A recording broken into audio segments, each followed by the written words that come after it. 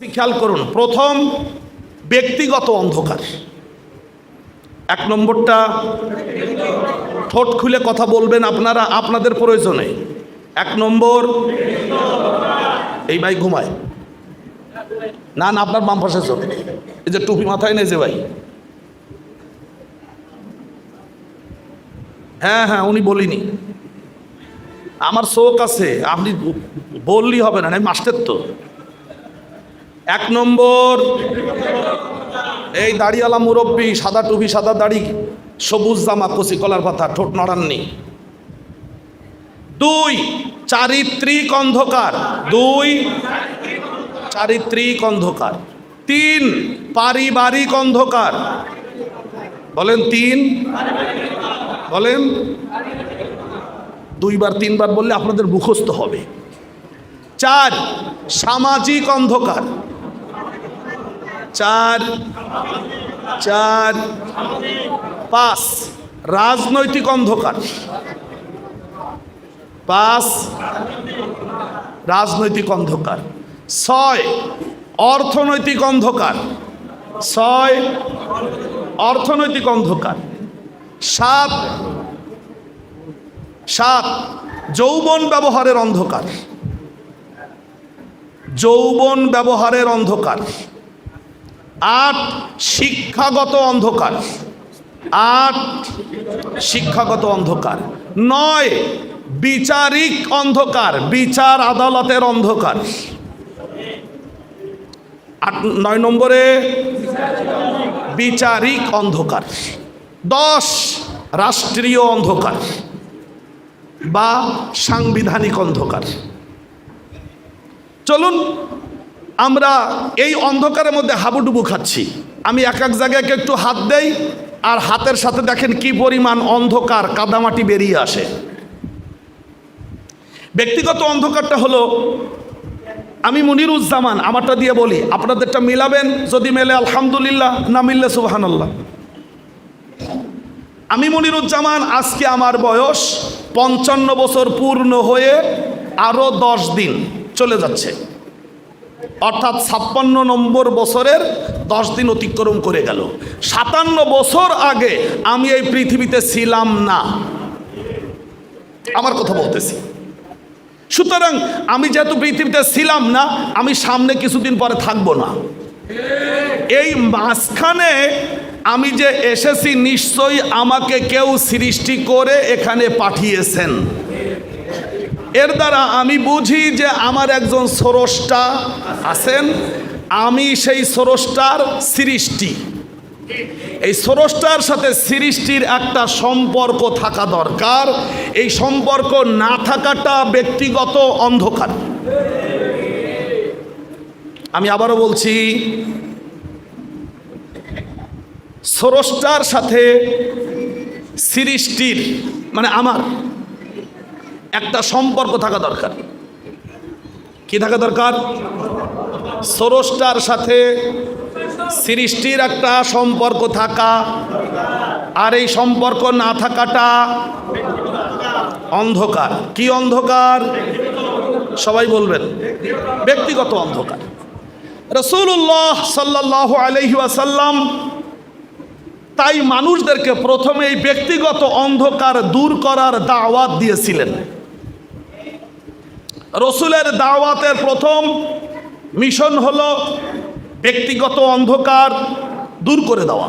তাই তার দাওয়াতের প্রথম ছিল যে, ও মানুষ, তোমার জীবনে কোনো ইলাহ নেই, তোমার জীবনের ইলাহ হলেন একমাত্র আল্লাহ। এইটা ব্যক্তিগত অন্ধকার দূর করার মাধ্যম। তাই রাসূলুল্লাহ দাওয়াত দিয়েছিলেন কি? আপনাদের মুখস্থ আছে, ইয়া আইয়ুহান নাসু কুলু লা ইলাহা ইল্লাল্লাহ তুফলিহুন। ও দুনিয়ার মানুষেরা, তোমরা বলো আল্লাহ ছাড়া কোনো ইলাহ নাই। আল্লাহ ছাড়া কোনো, জোরে বলুন, আল্লাহ ছাড়া কোনো ইলাহ নাই। তুফলিহুন, তাহলে তুমি দুনিয়ায়ও বিজয়ী হবে, আখিরাতেও বিজয়ী হবে। এই যে আল্লাহকে ইলাহ মেনে না নেওয়াটা জীবনের অন্ধকার। কোন অন্ধকার? জোরে বলুন। এইবার আমি আপনাদের জিজ্ঞেস করি, আপনারাই লা ইলাহা ইল্লাল্লাহ কালেমা জীবনে পড়েছেন কোটি কোটি বার পড়েছেন, কিন্তু এটাকে অন্ধকার দূর করার মতো পড়েন নাই।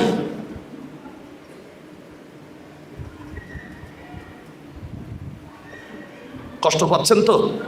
আমি শুরুতে কিন্তু একটা কথা বলেছি, আমি যখনই অন্ধকারে কথা বলবো তখন আপনারা কষ্ট পাবেন, এটা আমি বলে নিয়েছি। কারণ আরবের লোকেরাও কষ্ট পাইছিল বলেই তো রসুলকে তারা মেনে নিতে পারে নাই। তারা রসুলকে হুমকি দিয়েছিল, হত্যা করেছিল, রসুলদেরকে হত্যা করেছিল, আর আমাদের রসুলকে হত্যা করার পরিকল্পনা করেছিল, কিন্তু ব্যর্থ হয়েছে। কারণ একটাই, তা হলো রসুল যখন তাদেরকে অন্ধকার থেকে টেনে আলোর পথে আনতে চেয়েছেন, তখন কিন্তু তারা অন্ধকার ছাড়তে রাজি হয় নাই। যেমন আমরাও কেউ অন্ধকার থেকে আলোর পথে আসতে রাজি না। কি বলেন হুজুর? আমরা রসুলের সিরাত শুনতেছি, আরে বাবা আমরা তো শুনতেছেন, আর যারা রসুলের সাথে পথে ঘাটে দেখা সাক্ষাৎ হইতো, কথা হইতো, গায়ের সাথে গায়ে ঘষা লাগতো, গুতা খাইতো, তারাই তো অন্ধকার থেকে বের হতে পারে নাই। কষ্ট পাচ্ছেন না তো? কয়েক মুরব্বী ঘুমায়। লা ইলাহা ইল্লাল্লাহ, এইটা হলো ব্যক্তিগত অন্ধকার দূর করার মাধ্যম। এইবার আপনাদেরকে বলবো, সত্যি করে বলেন, আমরা কি আল্লাহকে ইলাহ মানি? আমরা কি আল্লাহকে ইলাহ মানি? ওই যে ভাই বলেছেন ওইটাই সঠিক কথা, মানি না। আমরা আল্লাহকে ইলাহ মানি না। বলি, বলা এক জিনিস, মানা আর এক জিনিস।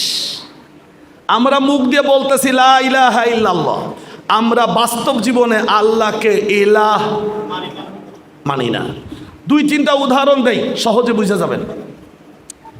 ইলাহ শব্দের অর্থ কোরআনুল কারীমের মধ্যে আল্লাহ তাআলার যতগুলো পরিচয় আছে, 114টা পরিচয় আছে আল্লাহর কোরআনের। তার মধ্যে কিছু আছে মুফরাদ, এক বাক্যে একটা শব্দে, আর কিছু আছে মুরাক্কাব, যৌগিক শব্দে। সব মিলে 114টা পরিচয় আছে আল্লাহর কোরআনে।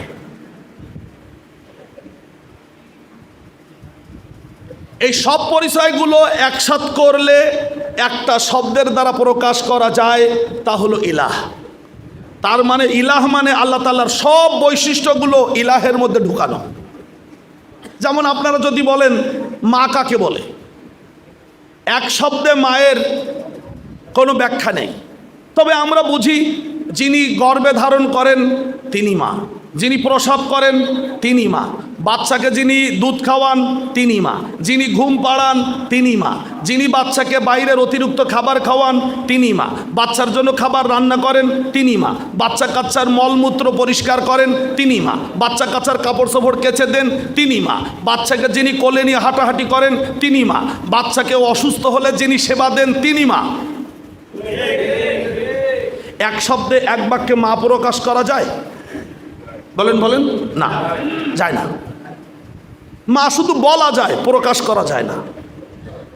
তবে কোরআন আল্লাহ তাআলা মায়ের সংজ্ঞা দিয়েছেন সূরাতুল মুজাদালা 58 নম্বর সূরার প্রথম দিকে, ইন উম্মাহাতুহুম ইল্লাল্লাহি ওয়ালাদনাহুম, মা তাকেই বলা হয় যিনি সন্তান জন্ম দেন। ওয়ালাদনা জমা মুয়ান্নাস গায়েবের সিগা, ওয়ালাদা ওয়ালাদা ওয়ালাদু ওয়ালাদাত ওয়ালাদাতা ওয়ালাদনা, ইন উম্মাহাতুহুম ইল্লাল্লাহি ওয়ালাদনাহুম, মা তো শুধু তাকেই বলা হয় যিনি সন্তান বলেন, সবাই বলেন জন্ম দেন। কোরআনের এইখানে মায়ের সংজ্ঞা আছে। আমি আপনাদের কাছে যেটা বলতে চাইছি তা হলো আল্লাহ ইলাহ, এইটা একটু আপনারা মিলাবেন। আল্লাহ রাজা, আল্লাহ রাজা, কারো আপত্তি আছে? কুলিল্লাহুম্মা মালিকাল, আল্লাহ হলেন রাজাদের রাজা। তাহলে আমরা যদি বলি লা ইলাহা ইল্লাল্লাহ, আল্লাহ ছাড়া কোনো রাজা নাই, আপনাকে এটা স্বীকার করেন? সবাই স্বীকার করেন আল্লাহ ছাড়া কোনো রাজা নাই। তাহলে আমি মনিরুজ্জামান যদি এটা স্বীকার করি আল্লাহ আমার রাজা, আমি কি? আমি রাজার কি? আমরা সবাই কি? প্রজা। আসলে কি আপনারা নিজেদের প্রজা মনে করেন? না। সুন্দর। আমরা রাস্তাঘাটে চলতে গিয়ে, জীবন যাপন করতে গিয়ে আমরা কখনো নিজেদেরকে প্রজা মনে করি না, নিজেরাই একটা কথা, বুঝতে পেরেছেন তো? এইবার আর একটা ছোট্ট শব্দ বলি, আল্লাহ ক্ষমতাবান। আপনাদের কারো কোনো আপত্তি আছে? লা ইলাহা ইল্লাল্লাহ, আল্লাহ ছাড়া কোনো ক্ষমতাবান নেই। আপনারা স্বীকার করেন? আল্লাহ ক্ষমতাবান যদি স্বীকার করেন তাহলে আমার পরিচয় কি? দুই ভাই বলেছেন, আর এক ভাই বলেছেন আল্লাহ ক্ষমতাবান। এটা যদি আমি মনিরুজ্জামান স্বীকার করি তাহলে আমার পরিচয় হলো আমি ক্ষমতাহীন। আমরা কি? সবাই বলেন আল্লাহ ক্ষমতাবান, আমরা সবাই বলেন ক্ষমতাহীন। এইবার এই দুইটা শব্দ মিলে একটু কলেমার কথা বলি। লা ইলাহা ইল্লাল্লাহ, আল্লাহ ছাড়া কোনো ক্ষমতাবান রাজা নাই। স্বীকার করেন আপনারা? আল্লাহ ছাড়া কোনো ক্ষমতাবান রাজা নাই। এই কথা যদি আপনি কালেমা পড়ে বিশ্বাস করেন, স্বীকার করেন, তাহলে আপনার আর আমার পরিচয় হলো ওই ক্ষমতাবান রাজার রাজ্যে আমি মনিরুজ্জামান ক্ষমতাহীন প্রজা। আপনারা কি? আপনারা কি ক্ষমতাহীন প্রজা? এই কলেমার এই কথাগুলো আবু জেহেল বুঝতো, তাই পড়ে নাই। লা ইলাহা বললে এই কথা মেনে নিতে হবে, সেজন্য আবু জাহাল পড়ে নাই। আমরা বুঝি না তাই আমরা পড়ি, রাগ করবেন না। এইবার আসবো আপনাদের কথায়, আপনারা কি সত্যি নিজেদেরকে ক্ষমতাহীন প্রজা মনে করেন? লা ইলাহা ইল্লাল্লাহ, আল্লাহ ছাড়া কোনো ক্ষমতাবান রাজা নাই, আমরা হলাম ওই ক্ষমতাবান রাজার রাজ্যে। পরেরটুকু আপনাদের ক্ষমতাহীন প্রজা। সবাই একটু বলেন, এটা কি আপনারা সবাই বিশ্বাস করেন, স্বীকার করেন? এই এক ভাই ঘুম পড়ে যাচ্ছে ফাঁকে, খেয়াল রাখেন যেন মেয়েরা যে চলে না যায়। শেষে মেয়েরা যে গেলে 27 বছর বাড়ি নিয়ে যেতে পারবো না, কিন্তু আমরা চলে যাবো, উনি পরে এসে দেখবে যে কেউ নেই। এইবার উত্তর দিবেন, ক্ষমতাবান রাজার রাজ্যে ক্ষমতাহীন প্রজারা ইচ্ছে মতো চলতে পারে? আপনারা চলেন যে? তাহলে বলা এক, কাজ আর। কষ্ট পাচ্ছেন তো? কষ্ট লাগতেছে না একটু? হ্যাঁ, লাগবে না। ক্ষমতাবান রাজার রাজ্যে ক্ষমতাহীন প্রজারা কি নতুন করে আইন তৈরি করতে পারে? করেছেন যে?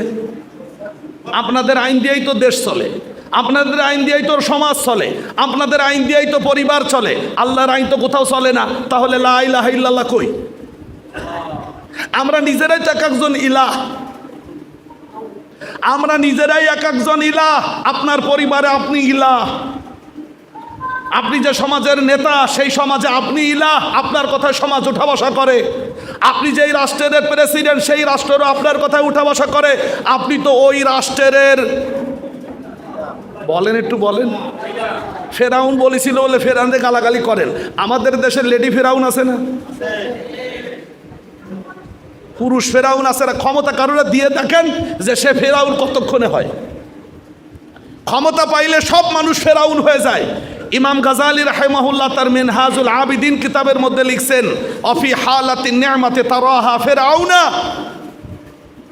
তুমি যখন কোনো মানুষকে নিয়ামতের প্রাচুর্যে পরিপূর্ণ দেখবেন, তখন দেখবে তার মধ্যে আচরণ হলো ফেরাউনের আচরণ।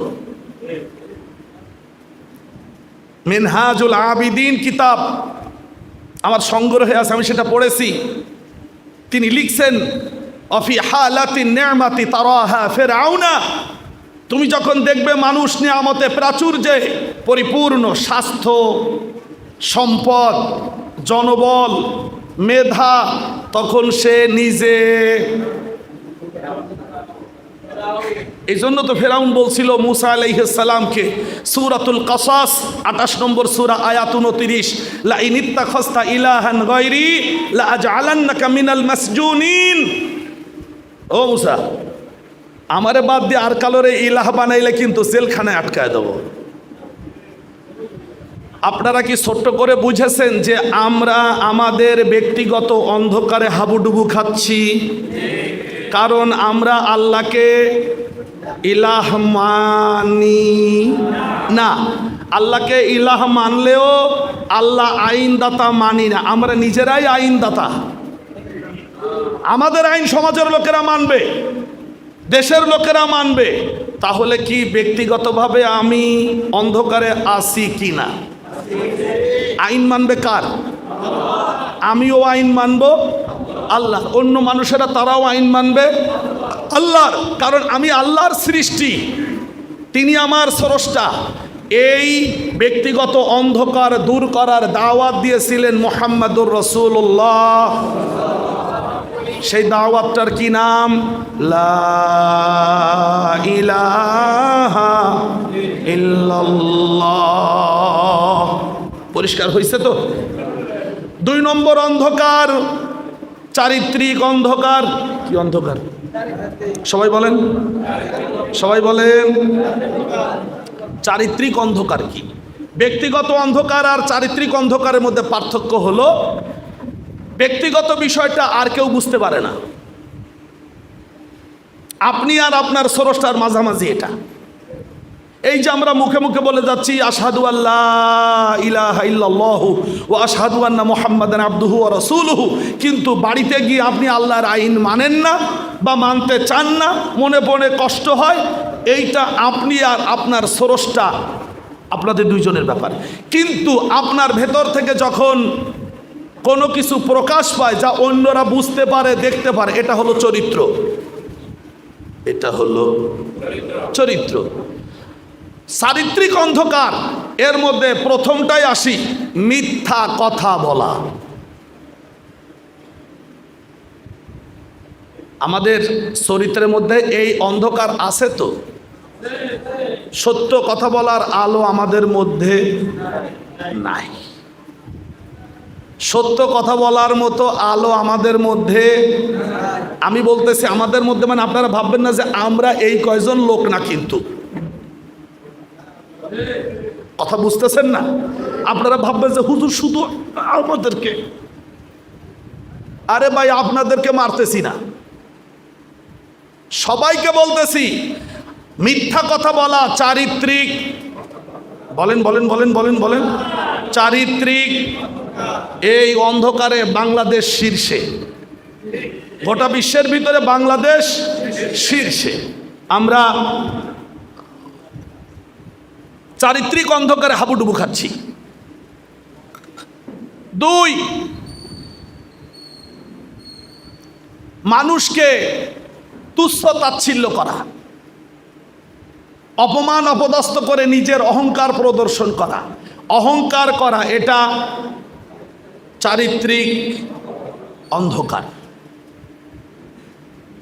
মানুষকে অপমান অপদস্থ করা, নির্যাতন করা, সম্মানী লোকদেরকে রাস্তাঘাটে, অফিসে, আদালতে অসম্মান করা, এটা চারিত্রিক অন্ধকার।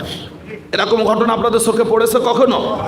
একটা লোকের গায়ে বল আছে, শক্তি আছে, পেছনে পুলিশ আছে, সে একজন সম্মানী লোককে ডেকে বলল,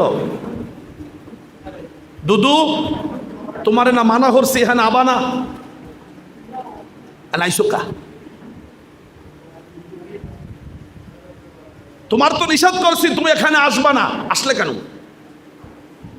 তখন যে লোকটাকে বলতেছে তিনি একদম বোবার মতো দাঁড়িয়ে আছেন, কারণ কথার ঢং, অ্যাটিচিউড যা তাতে বোঝা যায় সে তাকে মারতে চায়, তার চোখের চাহনি বলে তাকে সে মারতে চায়। এরকম অপমান করা লোক আছে কিনা আমাদের মধ্যে? এটা কি? জোরে বলুন, আরো জোরে বলুন। এই অন্ধকারওয়ালা, চারিত্রিক অন্ধকারওয়ালা মানুষদের জন্য আল্লাহ তাআলা ওয়াইল দোজকের হুঁশিয়ারি দিয়ে হুতামা নামক দোজকের আগুনের কঠিন বার্তা দিয়ে দিয়েছেন যে এই সকল মানুষের জন্য হুতামা নামক দোজক আমি রেখে দিয়েছি, যারা চারিত্রিক অন্ধকারে হাবুডুবু খাচ্ছে। কোরআনের 104 নম্বর সূরা, সূরায়ে হুমাযা, আপনাদের খুব কাছাকাছির সূরা, আছে নাকি এরকম একটা সূরা? ওয়াইলুল লিকুল্লি হুমাযাতিল লুমাযাতিন আল্লাযী জামা'a মালান ওয়া আদ্দাদাহু ইয়াহসাবু আন্না মালাহু আখলাদা ইয়াহসাবু আন্না মালাহু আখলাদাহু কাল্লা কাল্লা কাল্লা লায়ুনবাযান্না ফিল হুতামাতি ওয়া মা আদরাকা মাল হুতামা। আল্লাহ রাব্বুল আলামিন সূরাতুল হুমাযা এর মধ্যে ঘোষণা দিলেন ওয়াইলুন লিকুল্লি হুমাযাতিন লুমাযাতিন, যারা সমাজে হুমাযা এবং লুমাযা করে তাদের জন্য ওয়াইল দোজক। আল ওয়াইল, ওয়াইলুন শব্দের অর্থ তাফসিরে লেখা আছে আল ওয়াইলু আল হালাক ওয়াদ দিমার ওয়াল খাসারা। ওয়াইল মানে হলো মহা দুর্ভোগ। লিকুল্লি হুমাযাতিন লুমাযাতিন, যারা সমাজে হুমাযা করে এবং লুমাযা করে। হুমাযা করা মানে হলো সামনাসামনি কাউকে অপমান অপদস্থ করা। আপনারা এগুলো দেখেছেন না? কেন মানুষ মানুষকে অপমান করে, অপদস্থ করে, বেইজ্জতি করে, নির্যাতন করে? আল্লাহ তাআলা দ্বিতীয় আয়াতে বলে দিয়েছেন আল্লাযী জামা'a মালান ওয়া আদ্দাদাহু। এটার কারণ হলো এই, যেই লোকটা সম্পদ জমা করেছে, কিছু পয়সা কড়ি হয়েছে, অর্থ হয়েছে, দলেও কিছু লোক ভিড়েছে, তখন সে বুঝতে পারে এখন আমার যারা বিরোধী তাদেরকে অপমান না করলে আর হবে না। তখন সে মানুষদেরকে, সম্মানী লোকদেরকে অসম্মান করতে শুরু করে। পয়সা কিছু জামা, বুঝতে পারতেছেন না কি আপনারা? কি কুলি থেকে 400 কোটি টাকার মালিক, কুলি কুলি একটা ইউনিয়নের চেয়ারম্যান হয়েছে, এখন এসে পুলিশ বলতেছে ও তো কুলি, ওর নাম হলো আবুল কুলি। এতদিন বলতে পারে নাই কেন? এতদিন তো সে মানুষদেরকে অপমান অপদস্থ করায়। এটা কি চারিত্রিক? বলেন বলেন বলেন বলেন। আমরা এই অন্ধকারে হাবুডুবু খেতে চাই না, তাই তো আমরা বলেছি যে ঠিক আছে মাফ করে দিলাম। যেহেতু তারা অপমান অপদস্থ করেছে, চারিত্রিক অন্ধকারে হাবুডুবু খাচ্ছিল, আমরা তো অন্তত চারিত্রিক অন্ধকারে হাবুডুবু খেতে চাই না, তাই মারবো না, কাউকে গালাগাল করব না, কারো সম্পদ দখল করব না।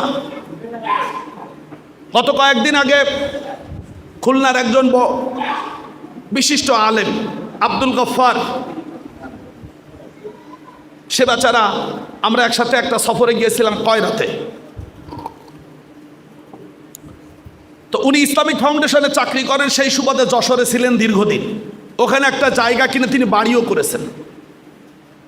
আপনারা যশোরে একটা পরিবার আছে, চাকলাদার পরিবার, শাহিন চাকলাদার, তার সেই বাড়িটা দখল করে নিয়েছে। কেন?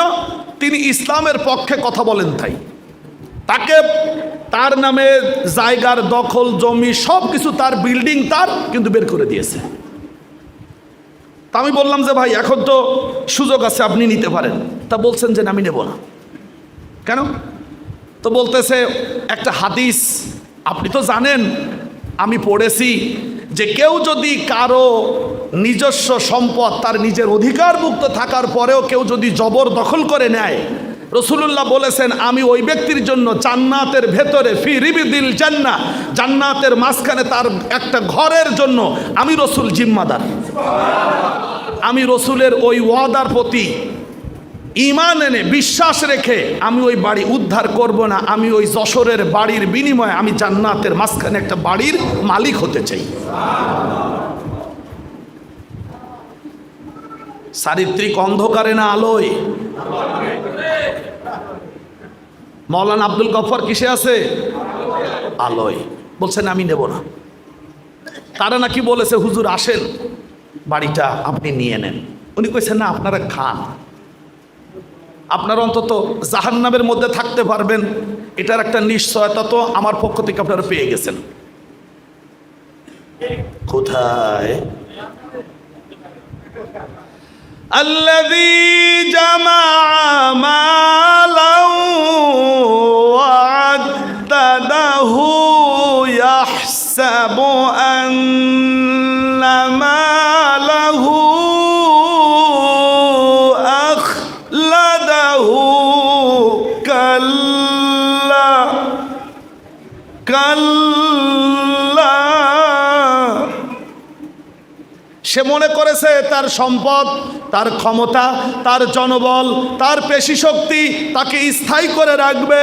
আল্লাহ তাআলা চতুর্থ আয়াতের শুরুতে 3 অক্ষরের একটা ছোট্ট শব্দ দিয়ে বললেন কাল্লা কাল্লা, কখনোই না, কখনোই, কখনো না, কিন্তু কখনোই না। আপনারা টের পাইছেন না? 5 তারিখের আগের ক্ষমতার পরের ক্ষমতা কি? সেই বড় বড় রাজা, যারা রাজা, যারা খালি রাজা না, মহারাজা। কি রাজা? মালিকাল মুলক। তারাই ধরিছে নাই, তারাও নাই। কেন? কালকেও তো তোমার ক্ষমতা ছিল। আল্লাহর কোরআনকে আমরা বিশ্বাস করেছি। তোমার ক্ষমতা 100 বছর স্থায়ী হলেও 100 বছর পরে থাকবে না। কথা বুঝেছেন তো? সুতরাং চারিত্রিক অন্ধকারওয়ালারা মাঝে মাঝে এত লাভ দেয়, বুঝতে পারে না যে নিচে এসে পড়বে কোথায়। আপনারা সবাইকে বলতেছি, যখন লাভ দেবেন, লাভ দিলে তো মাটি থেকে উপরে পা উঠাতে হয়। তো পা উঠানোর আগে ভাববেন যে আমি ওখান থেকে নিচে এসে আবার এই মাটি পাবো কিনা। যে মাটিতে দাঁড়িয়ে লাভ দিচ্ছি যেই জোরে, সেই জোর আবার নিচে এসে পড়লে তো জোর, যদি না পড়তে পারি। ছোট্ট একটা গল্প বলতে চাই। 1984 সাল, আমি 9ম শ্রেণীতে পড়ি। খুলনা মোংলা মহাসড়ক আপনারা হয়তো অনেকে দেখেছেন। কাটাখালী চেনেন না আপনারা? ওই কাটাখালী থেকে মোংলার দিকে যে রাস্তাটা গিয়েছে, বাগেরহাটের রাস্তা তো পরে হয়েছে। খুলনা মোংলা মহাসড়ক 42 কিলোমিটার। এটা চলাচল শুরু হলো, বাস চলাচল শুরু হয়েছে 1983 শেষের দিকে। 84 সাল থেকে বহাল তবিয়তে বাস চলে, উদ্বোধন হয়নি। তখন বিভিন্ন এলাকা থেকে বাসে করে মোংলাতে শিক্ষা সফরে যেত বিভিন্ন এলাকার মানুষেরা। তো বাসের উপরে উঠে যুবক ছেলেরা খুব নাচানাচি করতো, যা করে আর কি, যুবকরা ডান্স করতো, ডান্স।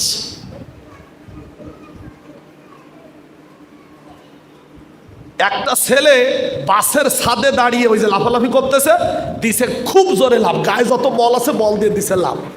আপনার এবার বলেন তো, বাস কি ওখানে দাঁড়িয়ে আছে? কোথায়?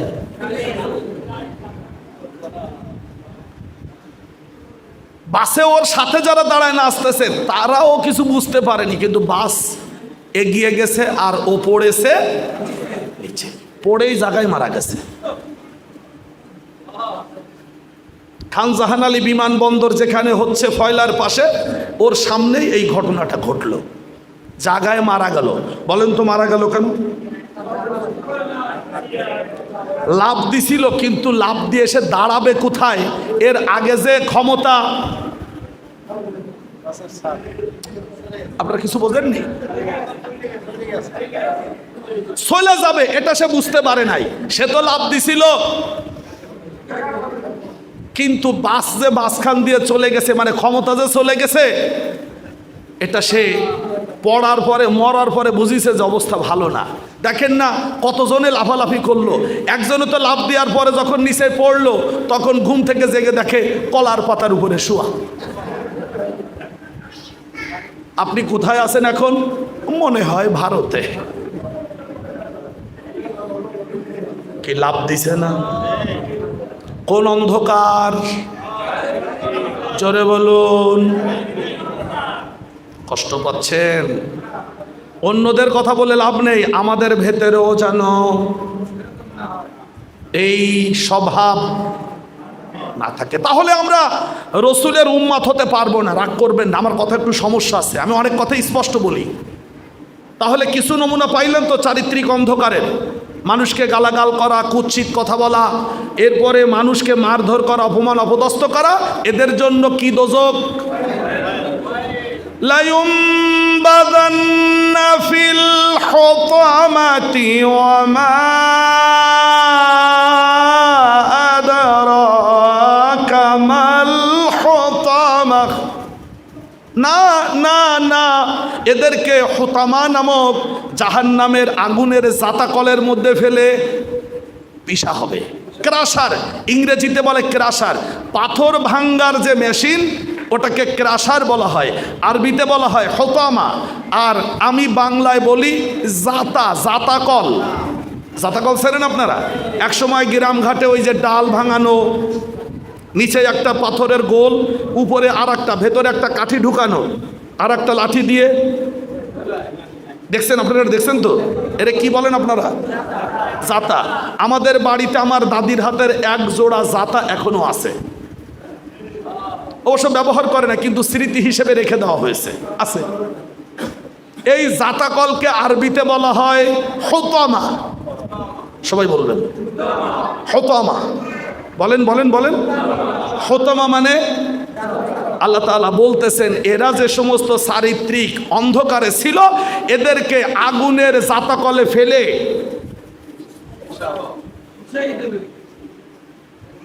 3 পারিবারিক অন্ধকার। 3 নম্বর পারিবারিক অন্ধকারের কথা বললে আমরা কিন্তু কেউ আর বেঁচে থাকবো না, সব অন্ধকারে। পরিবার, আমি মনিরুজ্জামান, আমি আর আমার স্ত্রী দুজন মিলে প্রথম যেদিন সংসার শুরু করেছি, এটা হলো পরিবারের শুরু। এর ভেতরে অন্ধকার কি পরিমাণ ঢুকানো আছে সেটা নিয়ে আমাদের একটা বড় ধরনের সেমিনার হওয়া দরকার, অন্তত 3 থেকে 3.5 ঘন্টার। তাতে কিছু কথা বলা যাবে।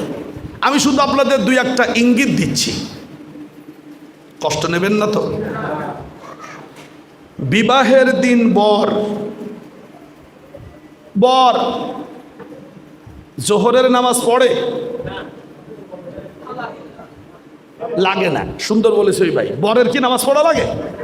না, লাগে না। আমাদের নিয়মে বরের নামাজ পড়া লাগে না। যেই বর জোহর পড়ে না সে কি শ্বশুর বাড়িতে আসর পড়ে? স্ত্রীকে নিয়ে, বধূ নিয়ে যখন বাড়ির উদ্দেশ্যে রওনা হয়, পথে মাগরিবের রক্ত হলে মাগরিবের নামাজ পড়ে? বাড়িতে আসার পরে যখন ইশার আজান দেয় তখন ওই বর কি ইশার নামাজ পড়ে? না।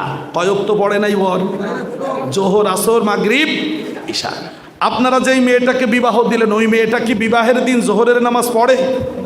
শরীয়ত সম্মতভাবে তার উপরে নামাজ ফরজ থাকলেও আমরা নামাজ পড়ার সুযোগ দেই না। কেন?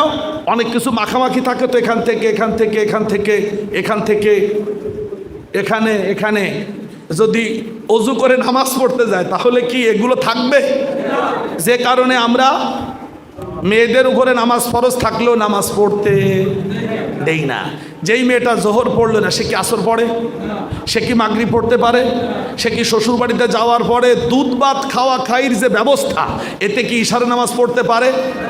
এইবার স্বামী আর স্ত্রী দুইজন খেয়াল করে দেখেন, নামাজ পড়েনি ইনি 4 রক্ত, স্বামী হওয়ার পরে ইনি পড়েননি 4 রক্ত স্ত্রী। স্ত্রী হওয়ার পরে নামাজ না পড়া আলো না অন্ধকার? এইবার আপনারা মিলায় দিলেন তাদের দুজনকে বাসর ঘরে। প্রথম পরিবারের রাত একসাথে কাটতেছে, তার আগে বড় 4 রক্ত, বধূ 4 রক্ত না পড়ে অন্ধকার মুখে হাজির হলেন নতুন সংসারের পরিবারের সূচনায়। বলবেন তাদের বাসর ঘরটা কি আলোয় হচ্ছে না অন্ধকারে? ফজরের নামাজ ফরজ হয়েছে, সাথে গোসলও ফরজ হয়েছে। ফরজ গোসল আদায় করে ফজরের নামাজ না পড়লে পরিবারটা আলোয় হয় নাকি অন্ধকার হয়? একটু নিজেরা ভাববেন, আমাদের পরিবারের সূচনাটা আলোয় হয়েছে না অন্ধকারে? আল্লাহ তাআলা রসুলকে দায়িত্ব দিলেন, আলিফ লাম রা কিতাবুন আনজালনাহু ইলাইকা লিতুখরিজান নাস মিনাল যুলুমাতি ইলান নূর। হে রাসূল, আমি একটি কিতাব নাজিল করেছি আপনার উপরে, যাতে করে আপনি কিতাব পড়ে দেখবেন যারা অন্ধকারে আছে তাদেরকে অন্ধকার থেকে টেনে বের করে আলোকিত পথ, আমি আল্লাহ আমার পছন্দনীয় পথ, এই আলোকিত পথে দাঁড় করিয়ে দিবেন। এই পথের এই মাথায় দাঁড়ানোর পরে যখন দৌড়াবে ওই মাথায় গিয়ে জান্নাত পাবে। কষ্ট পাচ্ছেন না তো? পারিবারিক অন্ধকারের একটা অধ্যায় পাইছেন তো? কি? বর হওয়ার পর থেকে নামাজ,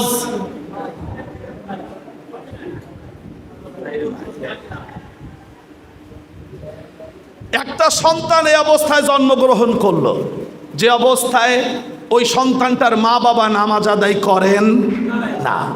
ওই সন্তানটা জন্মগ্রহণ করলো আলোয় না অন্ধকারে? কষ্ট নেবেন না। ঘরের মধ্যে বহু ধরনের ভেজাল। স্ত্রী যিনি হবেন, মা বোনেরা আছে না, মহিলারা আছে। কোরআনে আল্লাহ তাআলা সূরাতুন নিসা 4 নম্বর সূরার মধ্যে আল্লাহ তাআলা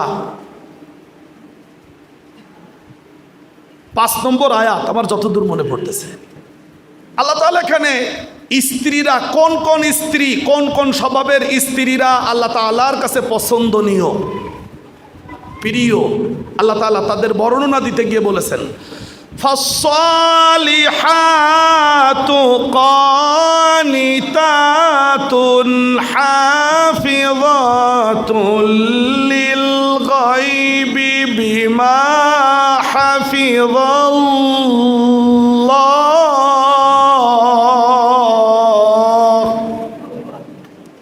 ফাসসালিহাত নেককার স্ত্রী হলো তারা, কানিতাতুন যারা হবে তার স্বামীর অনুগত। কি হবে? জোরে বলুন। স্বামীর অনুগত। আমরা যারা মেয়ে বিবাহ দেওয়ার জন্য খুব ব্যস্ত থাকি, মেয়ে বিবাহ দেওয়ার জন্য আমরা খুব উদ্গ্রীব, খুব ব্যস্ত। আমার ছোট্ট প্রশ্ন হলো, মেয়েদেরকে বিবাহ দেওয়ার আগে বাবাদের মেয়েদের কাছে ছোট্ট একটা প্রশ্ন করা উচিত যে, মামনি তোমাকে তো আমরা বিবাহ দেব, তুমি কি স্বামীর আনুগত্য করা শিখেছো কিনা? কি বলেছি বলেন তো? স্বামীর আনুগত্য করা তুমি শিখেছো কিনা। যদি তুমি স্বামীর আনুগত্য করতে না পারো তাহলে তুমি একজন ভালো স্ত্রী হতে পারবে না। কথাকার জোরে বলুন। ফাসসালিহাতু কানিতাতুন হাফিযাতুল লিল গায়ব।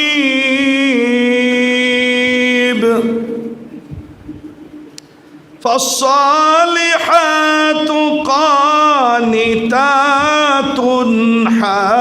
حافظات للغيب بما حفظ الله।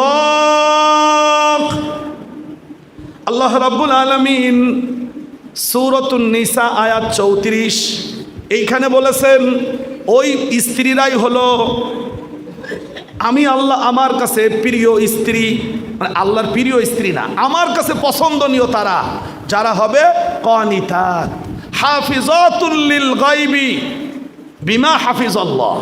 এবং আল্লাহ তাআলা নারীদের উপরে পরিবারের কিছু জিনিস হেফাজত করার দায়িত্ব দিয়েছেন। স্বামীর সম্পদ, নারীর দেহের মধ্যে আছে কিছু মাফাতিন সম্পদ, এগুলিকে যারা হেফাজত করবে শুধুমাত্র আল্লাহকে খুশি করার জন্য। মনোযোগ দিয়ে শুনবেন, স্ত্রী যদি স্বামীর আনুগত্য না করে পরিবারটা আলোতে আছে না অন্ধকারে? স্বামীর সম্পদ যদি স্ত্রী খেয়ানাত করে ওই পরিবারটা আছে আলোয় না অন্ধকারে?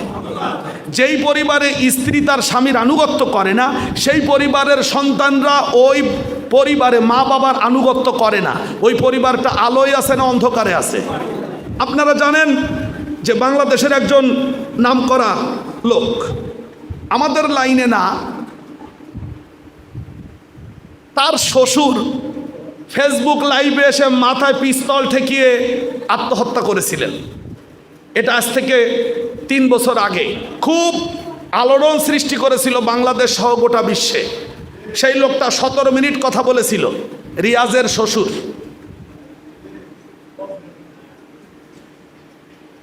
তিনি যে দুঃখের কথাগুলো বলেছিলেন 17 মিনিট বসে, তা সবটা হলো পারিবারিক অন্ধকারের কথা। কিসের কথা? ছেলে থাকে অস্ট্রেলিয়া, উনার স্ত্রী ছেলের সাথে অস্ট্রেলিয়ায় থাকে, উনার একটা মেয়ে গোলশানে থাকে, উনার বাসা থেকে সারা বাড়ি 2 কিলোমিটার দূরে। সে 1 বছরের মধ্যে বাবাকে একদিনও দেখতে আসে নাই। তিনি অসুস্থ মানুষ, বাসায় থাকেন, কি খান, কখন পায়খানা করেন, কিভাবে বিছানায় থাকেন, কেউ তাকে খোঁজ খবর নেয় না। বলেন তো এই ঘটনাটা ঘটে পারিবারিক আলোর কারণে না অন্ধকারের কারণে? সুতরাং পারিবারিক অন্ধকার একটি কঠিন অন্ধকার। এই অন্ধকার থেকে বের করার জন্যই তো রাসূলুল্লাহ সাল্লাল্লাহু আলাইহি ওয়াসাল্লামকে আল্লাহ তাআলা দায়িত্ব দিলেন। আর সেই দায়িত্বগুলো রাসূলুল্লাহ সাল্লাল্লাহু আলাইহি ওয়াসাল্লাম পরিবারের মধ্যে আদর্শ স্বামী হিসেবে, আদর্শ পিতা হিসেবে, আদর্শ শ্বশুর হিসেবে তিনি পরিবারের মধ্যে দেখায় দিলেন কি করে এই অন্ধকার থেকে বের হতে হয়। চলুন এক্ষেত্রে আমরা আরেকটা ছোট্ট সহযোগিতা নেব। কোরআনুল কারীম সূরাতুন নূর 24 নম্বর সূরা আয়াত 61। আল্লাহ তাআলা এখানে আমাদেরকে বলেছেন তোমরা যখন তোমাদের ঘরে প্রবেশ করবে তখন ঘরে প্রবেশ করার সময় সবাইকে সালাম দেবে। কি দেবে?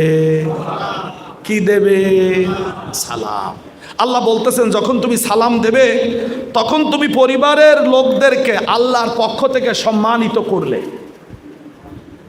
আল্লাহর পক্ষ থেকে পরিবারের লোকদেরকে সম্মানিত করলে। কি করলে? সম্মানিত করলে। এবং আমি আল্লাহ তাআলা তোমাদেরকে এই সালামের কারণে ঘরটা বরকতে ভরে দেব, বরকতে ভরে দেব। এবং আমি তোমাদের ঘরের অপবিত্রতা দূর করে ঘরটাকে পবিত্র করে দেব। ফাইযা দাখালতুম বুয়ুতান ফাসাল্লিমু আলা আনফুসিকুম তাহিয়াতাম মিন ইনদিল্লাহ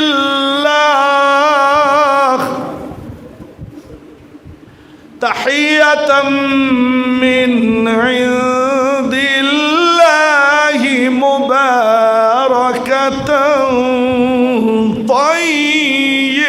গাইবা।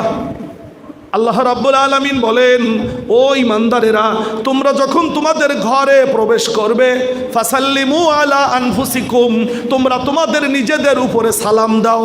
অর্থাৎ তুমি সহ তোমার পরিবারে যারা আছে তাদের সবাইকে বলো আসসালামু আলাইকুম ওয়া রাহমাতুল্লাহি ওয়া বারাকাতুহু। আদেশ করেছেন কে? আপনারা কি ঘরে প্রবেশ করার সময় সালাম দেন? হ্যাঁ, দেন না। হাতে গোনা 2-3 জন ও তো সবসময় দেয়। আপনারা সবাই দেন না। তাহলে কি ঘরে সালাম দিয়ে না ঢুকলে ঘর আলো না অন্ধকার?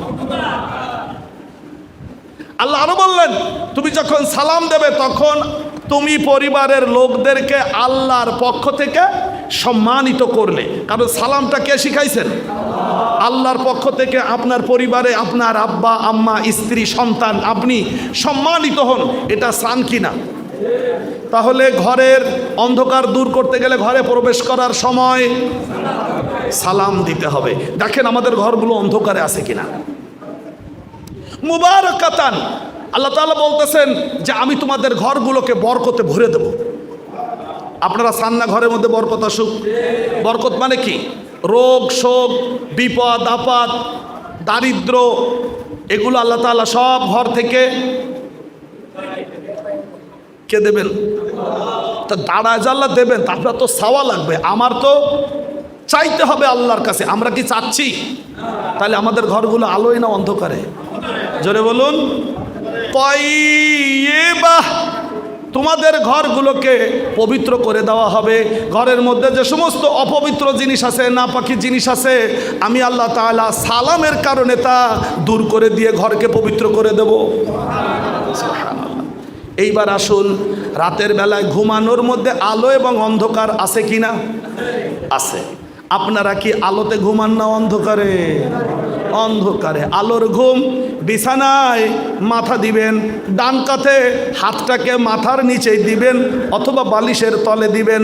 আল্লাহুম্মা বিসমিকা আমুতু ওয়া আহিয়া, এটি হলো আলোকিত ঘুম।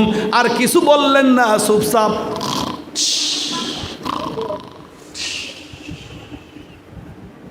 আলো না অন্ধকার? আলো না অন্ধকার? আলো না অন্ধকার? পেশাব পায়খানা করার একটা আলোকিত নিয়ম আছে, আর একটা অন্ধকারের নিয়ম আছে। আছে কিনা? পেশাব করার জন্য পায়খানা করার জন্য বাম পা দিয়ে ঢুকবেন, ঢোকার আগে দাঁড়িয়ে দোয়া পড়বেন, আল্লাহুম্মা ইন্নী আউযু বিকা মিনাল খুবুসি ওয়াল খাবাইস। আলোকিত বিধান। বাম পা দিয়ে ঢুকবেন, এরপরে ভেতরে পেশাব পায়খানার প্রয়োজন শেষ করে ভালোভাবে পানি ব্যবহার করে আবার বের হবেন। প্রথমে ডান পা দিয়ে বেরিয়ে দাঁড়াবেন, দাঁড়িয়ে দোয়া পড়বেন, গুফরানাকা আলহামদুলিল্লাহিল্লাযী আযহাবা আন্নিল আযা ওয়া আফানি। আলো না অন্ধকার? আলো। আমরা কিসে করি? জোরে কর। অন্ধকারে। দোয়া কালাম মুখস্থ করি না, নিয়মও মানি না যে ডান পা না বাম পা। রাগ করবেন না, রাগ করবেন না। এইটা একটু খেয়াল করবেন। এটা কি? পানি পান করার একটা আলোকিত নিয়ম আছে, একটা অন্ধকারের নিয়ম আছে। রাসূলুল্লাহ সাল্লাল্লাহু আলাইহি ওয়াসাল্লাম বলেছেন, তুমি যদি পানি পান করতে ইচ্ছে করো তুমি কোথাও বসে পড়ো, বসার পরে একটা নিঃশ্বাস ছেড়ে দাও, মানে পেটটা খালি হয়ে গেল। এইবার তুমি পানি ডান হাতে নাও, বিসমিল্লাহ বলো, ধীর স্থির মতো 3 বারে তুমি পানি পান করো। এটা আলোকিত নিয়ম, পারিবারিক নিয়ম।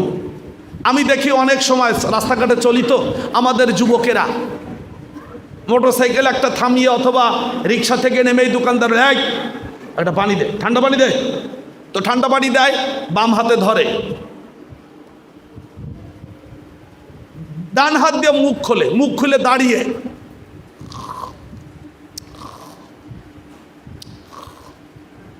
এই নে তুই খা। আলো না অন্ধকার? আপনারা মুরব্বীরাও চা খান,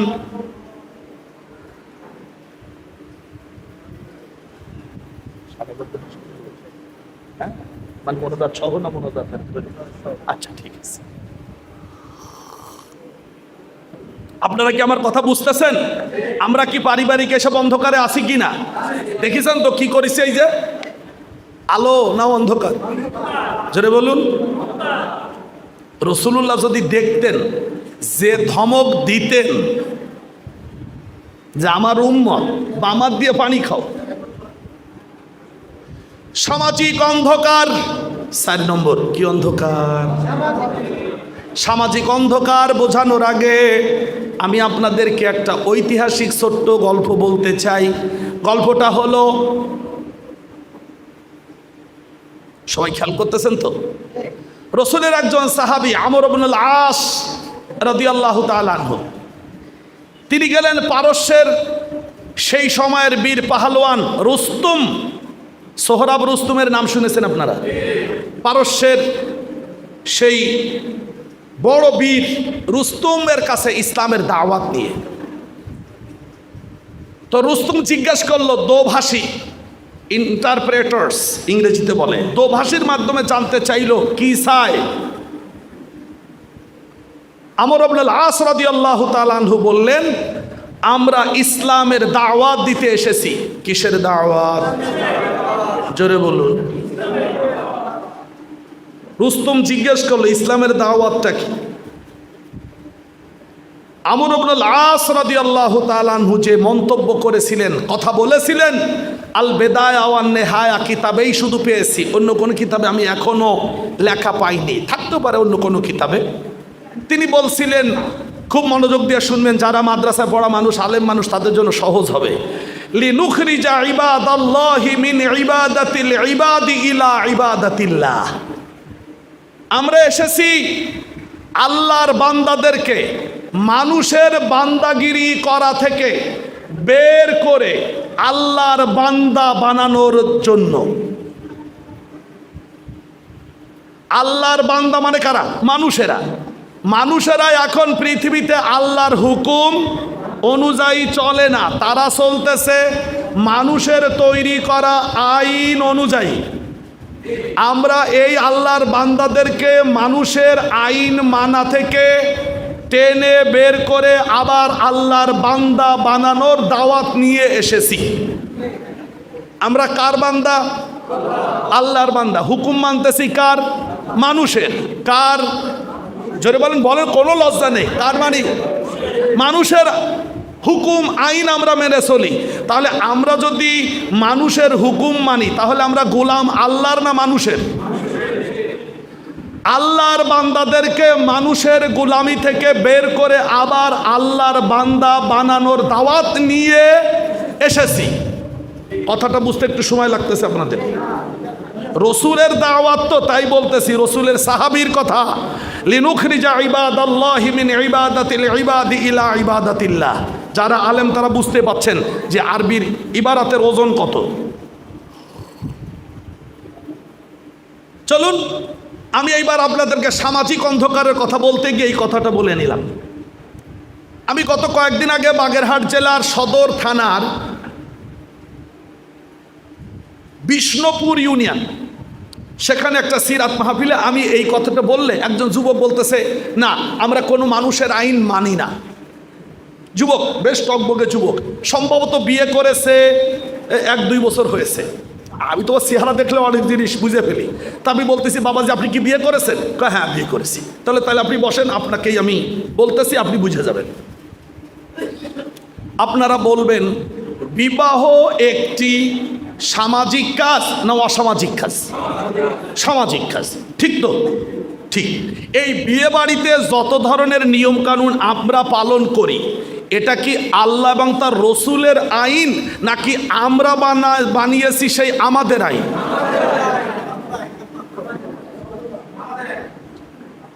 গালে ফান থাকলেই হবে না, কথা কওয়া লাগবে। আমাদের আইন। তাহলে এই বিয়ে বাড়িতে গিয়ে আমরা যা আইন কানুন মানতেছি, এতে কি বিয়ে বাড়িতে আমরা আল্লাহর গোলাম থাকি নাকি মানুষের গোলাম হই? এইবার বুঝেছেন কিছু?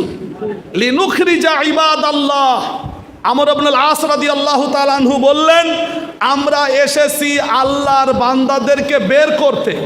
কোথা থেকে? মিন ইবাদাতিল ইবাদি, আল্লাহর বান্দাদের আইনের বেষ্টনীতে, জেলখানায় যেসব মানুষেরা আটকে গেছে তাদেরকে মানুষের বানানো জেলখানা থেকে বের করে আবার আল্লাহর গোলাম বানানোর দাওয়াত নিয়ে এসেছি। এইবার আপনারা বলবেন, বিয়ে বাড়িতে সহজে যেগুলো আপনারা বুঝবেন, গেট ধরার নিয়ম আছে কিনা? এটা তো আল্লাহ আল্লাহ রসুলের বানানো নিয়ম না। কার বানানো নিয়ম? মানুষ মানে কারা? আমরাই তো এই নিয়ম বানাইছি। আল্লাহ আল্লাহ রসুল কি গেট ধরার নিয়ম পছন্দ করেন? না। তাহলে আমরা আমাদের তৈরি করা আইনে আমরা আটকে গেছি। এইখানে গিয়ে যদি মসজিদের ইমাম সাহেব উনি অথবা আপনাদের এই মডেল মসজিদের ইমামকে আমি জানি না, তিনি যদি গিয়ে কোনো বিয়ে বাড়িতে বলেন যে গেট ধরা যাবে না, আল্লাহ এবং আল্লাহ রসুল গেট ধরা পছন্দ করতেন না, এইটা অন্ধকার, আমরা গেট ধরবো না, এইটা আলো, পোলাপান কি বলবে? আঙ্কেল এই ইমাম সাহেবরে যাইতে বলেন এই জায়গা দিয়ে। আমরা যুবকরা যদি একবার খেপে যাই, বুঝতেছেন তো, তাহলে ইমামের কিন্তু ইমামতি কিন্তু। এবং এই কথা সমর্থন করবেন আপনারা এলাকার সবাই, কারণ আমরা ছোটবেলা থেকেই তো এই অন্ধকারের কাজ করে বড় হয়েছি। এখন আমরা বুড়ো হয়ে গেছি, আলহাজ ড্যাশ ড্যাশ ড্যাশ ড্যাশ, মাথায় একটা টুপি, কতগুলো দাড়ি, পাঞ্জাবি গায়ে দিছি, এখন তো বলতে পারি না, ছেলে পেলেদের খুশায় দেয়।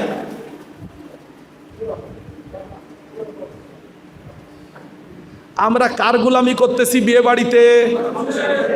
মানুষের গোলামরা আল্লাহর গোলাম নাকি মানুষের গোলাম? মানুষের গোলামরা মানুষের জান্নাতে যাবে। কার জান্নাতে যাবে?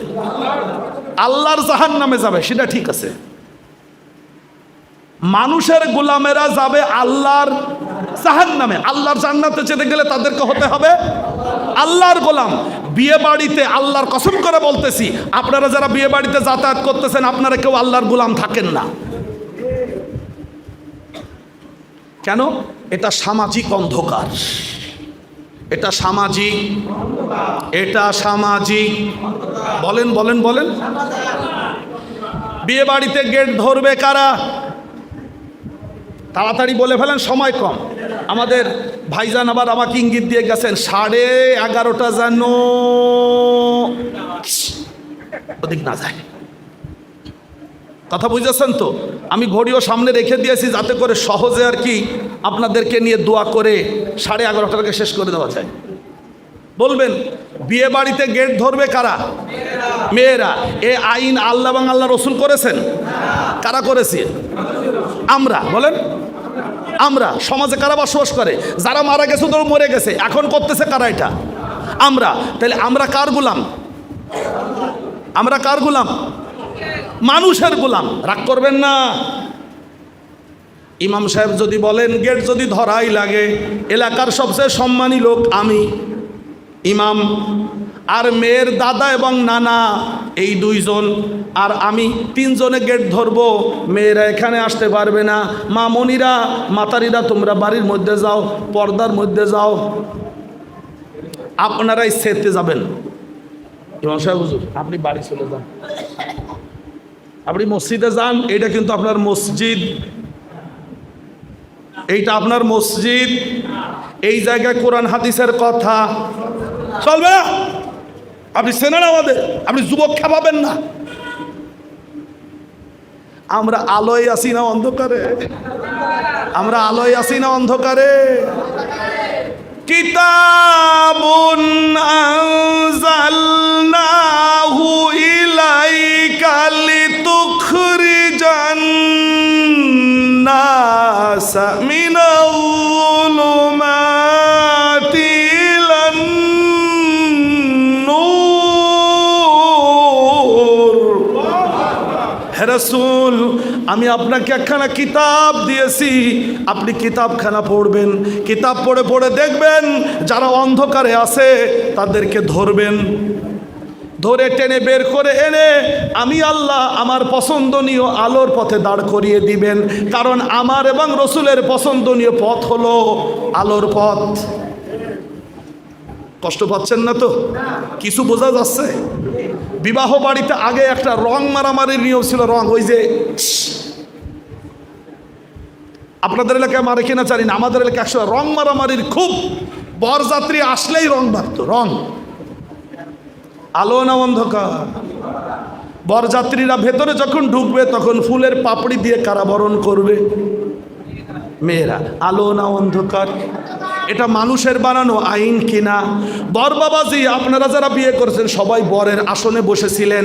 খাওয়া দাওয়ার পরে বরের হাতকে আমরা কিছুক্ষণের জন্য প্যারালাইজড বানিয়ে দেই। সামাজিক নিয়ম হলো তুমি হাত দিয়ে সুন্দর করে খাবার খেয়েছো ঠিকই, এখন আর তুমি হাত ধুইতে পারবে না, তোমার হাত এখন প্যারালাইজড। কাদের বানানো আইন? ও মুরব্বীরা,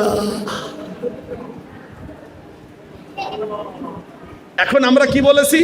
এই যে দুলোবাইয়ের হাত, এই যে ইনশাল্লাহ তিয়াদুহু, দুলোবাইয়ের হাত যে প্যারালাইজড হয়ে গেল, এই হাত একমাত্র সুস্থ হবে যদি হালিরা আইয়া জেড্ডন্ডতে হারাইতে পারবে না, জেড্ডন্ডতে আইতে পারবে না, আইবে হালিরা আইয়া সাবাইন্দা দুলোবাইয়ের হাত টাইন্ডা টাইন্ডা ম্যাসেজ করে দিবে। মাসাজ মানে ম্যাসেজ ট্যাসেজ করে দিলে দুলোবাইয়ের হাত। এটা কার বানানো আইন?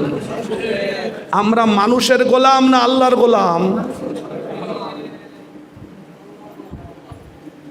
আবার কয় আল্লাহর গোলাম। কার গোলাম? মানুষের গোলাম। তাই তো আমর ইবনুল আস রাদিয়াল্লাহু তাআলা আনহু বলছিলেন, লিনুখরিজা ইবাদাল্লাহি মিন ইবাদাতিল ইবাদি ইলা ইবাদাতিল্লাহ। আমরা ইসলামের দাওয়াত নিয়ে এসেছি। ইসলামের দাওয়াত হলো আল্লাহর গোলামেরা মানুষের গোলামি করতেছে, মানুষের গোলামি থেকে তাদেরকে বের করে আমরা আল্লাহর গোলাম বানানোর দাওয়াত নিয়ে এসেছি। আজকেও তো আলেমরা সেই দাওয়াত দিচ্ছে। সেই দাওয়াত দেওয়ার কারণেই তো আজকে আলেমদের উপরে এত অত্যাচার নির্যাতন করা হলো। শুধুমাত্র আমরা মানুষ, আমরা যে আইন করব সেই আইন সবাইকে মানতে হবে, আল্লাহর আইন মানতে দেব না বলেই তো এত অত্যাচার নির্যাতন হয়েছে। কষ্ট পাচ্ছেন না তো? সামাজিক আরো অনেক কথা আছে, অন্ধকারের বহুদিক। সামাজিক জায়গা জমি বন্টন, সামাজিক ব্যাপার। আব্বা মারা গেলে তার সম্পদ বন্টন করে ভাই বোনেরা যারা আছে তারা পাবে, আমরা করি না।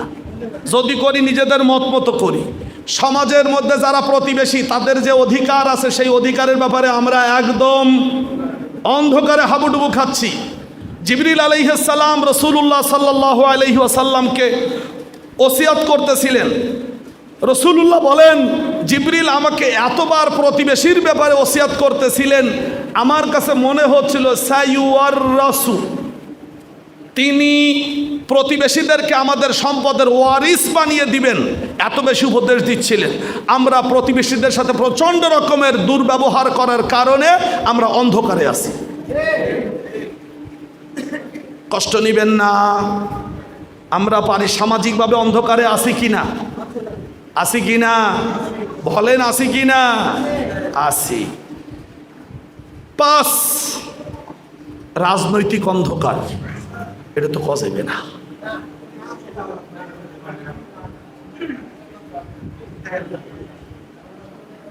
রাজনৈতিক অন্ধকারে আমরা আছি কিনা? রাজনৈতিক মূল কথা হলো, বাংলাদেশের প্রেক্ষাপটে বলতেছি না, গোটা বিশ্বের প্রেক্ষাপটে বলতেছি, জোর যার মুল্লুক তার। এটা হলো আমাদের রাজনীতির প্রথম কথা। আর ইসলামের রাজনীতির মূল কথা হলো আলা লাহুল খালকু ওয়াল আমর। সাবধান, সৃষ্টি যিনি করেছেন, আমাদের জীবনযাপনের আইনও তিনি দিবেন। সৃষ্টি যার, আইন চলবে তার। কিন্তু আমাদের এই দেশে, আমাদের এলাকায়, আমাদের গ্রামে, আমাদের জেলায়, উপজেলায়, ইউনিয়নে আমরা যারা ক্ষমতাবান আমাদের কথা চলবে। আমরা কি অন্ধকারে আসি? আমরা কি অন্ধকারে আসি? আমরা কি অন্ধকারে আসি? এইখানে একটু আপনাদের রেখে আমি একটু, যেহেতু আর একটা বিষয় আছে, একটু কথা বলে নিই। আল্লাহ তাআলা তার রসুল পাঠানোর আর একটা উদ্দেশ্য বলেছেন। আপনারা এই আয়াতটা অনেকেই জানেন, সবার মুখস্থ থাকারও কথা। হুয়াল্লাযী আরসালা রাসূলাহু বিল হুদা ওয়া দীনিল হাক্কি লিইয়ুযহিরাহু আলাদ-দীনি কুল্লিহি ওয়ালাউ কারিহাল মুশরিকুন।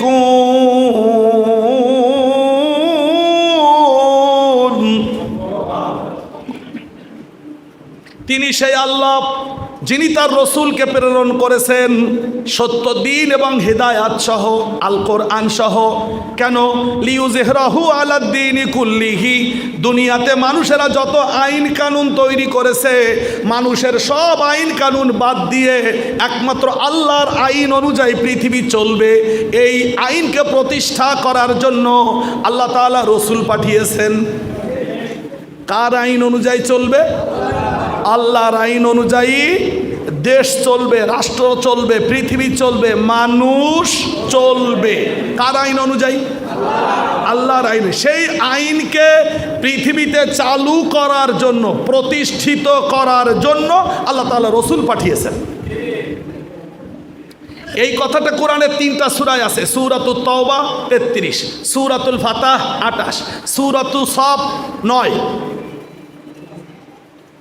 কয়টা আয়াতে আছে? 3টা সূরার 3টা আয়াত আছে। খুব মনোযোগ দিয়ে একটা ছোট্ট কথা শুনবেন। এই আয়াতের শেষে কিন্তু আল্লাহ একটা কঠিন কথা বলেছেন, ওয়ালাউ কারিহাল মুশরিকুন। যদিও মুশরিকরা এটা খুবই অপছন্দ করে যে আল্লাহর আইন চালু হোক, আল্লাহর আইন চালু হোক, এটা যারা চায় না তারা মুশরিক। আমি বলিনি। কে বলেছেন? কে বলেছেন? কে বলেছেন? আল্লাহ। এইবার আর একটা কঠিন কথা বলতেছি।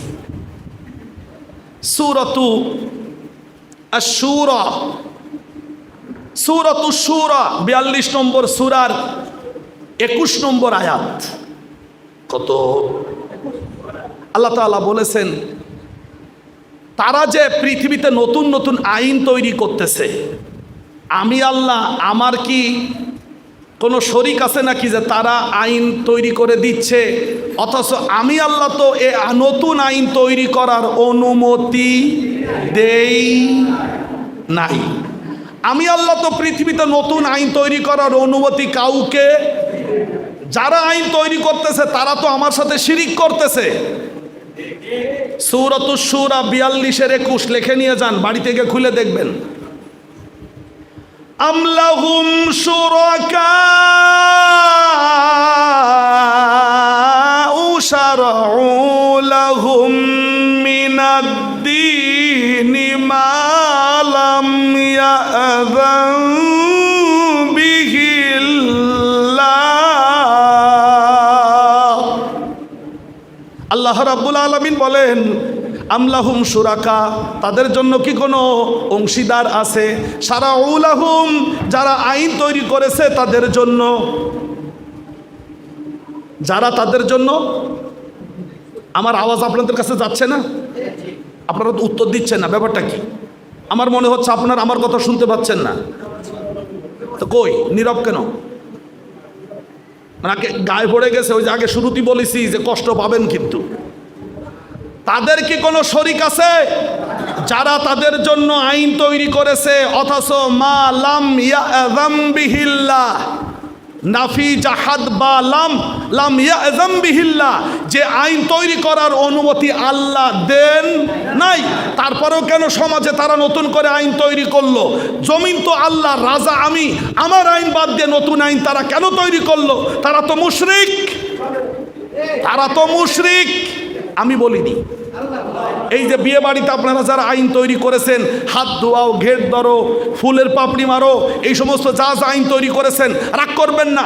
যারা করেছেন, যারা সমর্থন করছেন, সবাই মুশরিক, কোনো টেনশন করা লাগবে না।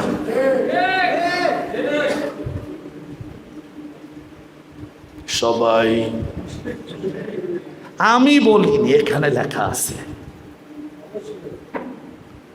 কিছু বুঝতেছেন নাকি?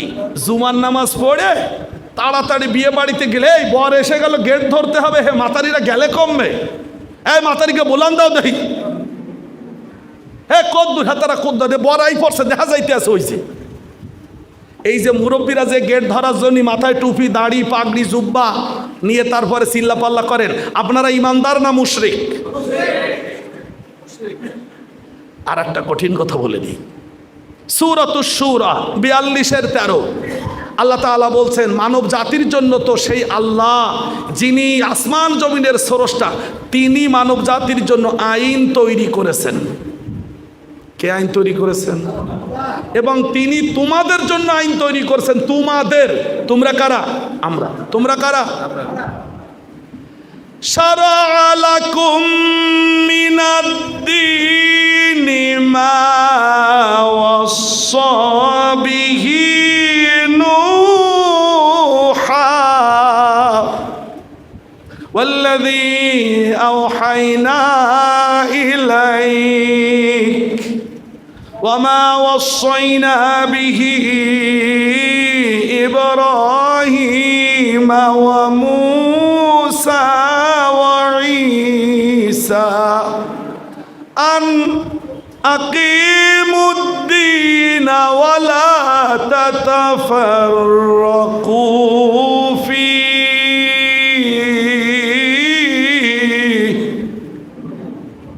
হে রাসূল, আমি আল্লাহ মানব জাতির জন্য আইন তৈরি করেছি এবং সেই আইন বাস্তবায়নের আদেশ করেছি নূহকে। সেই আদেশ, ও নবী মুহাম্মদ ইবনে আবদুল্লাহ রাসূলুল্লাহ, আমি আপনাকেও আদেশ করেছি সেই আইন বাস্তবায়ন করতে। এই আদেশের দিয়েছিলাম আমি ইব্রাহিম, মুসা, নূহকে, যে আমি আল্লাহ যে আইন তৈরি করেছি সেই আইন রাষ্ট্রে, সমাজে, সংবিধানে প্রতিষ্ঠিত করো, সংযোজন করো। ওয়ালা তাতাফাররাকু ফি, এ ব্যাপারে তোমরা মতভেদ করো না। কাবুরা আলাল মুশরিকিনা মা তাদউহুম ইলাইহি, এই কাজ করা মুশরিকদের জন্য কঠিন। আল্লাহর দিন, আল্লাহর জমিনে প্রতিষ্ঠার কাজ তাদের জন্য কঠিন যারা বলেন যারা, আমি বলেছি সূরাতুশ শূরা আয়াত 13, কাবুরা আলাল মুশরিকিনা মা তাদউহুম ইলাইহি, ও নবী আপনি যেদিকে তাদেরকে ডাকতেছেন ওই কাজটা মুশরিকদের জন্য কঠিন। আপনারা কি চান আল্লাহর জমিনে আল্লাহর আইন চালু হোক? না, চাইলো তো মাতারিরা বাইরাই থাকবে না, মোরা তো আগে দেখতে পারবো না, গোনায় কবিরা করতে পারবো না। আপনারা এই কয়জন না, আল্লাহর আইন আল্লাহর জমিনে প্রতিষ্ঠার কাজ যারা করতে চায় না, অপছন্দ করে, কঠিন মনে করে, আল্লাহ বলতেছেন ওরা আমাকে রব বলে বিশ্বাস করে না। ওরা সমাজের লোকদেরকে, রাষ্ট্রের প্রেসিডেন্টদেরকে আমার জায়গায় বসিয়ে ওরা শিরিক করতেছে।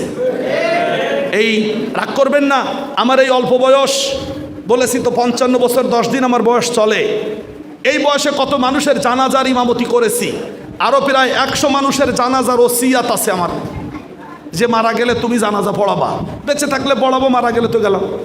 কত মানুষের জানাজা পড়িয়ে নিজ হাতে কবরে রেখেছি, গণনা করে বলতে পারবো না।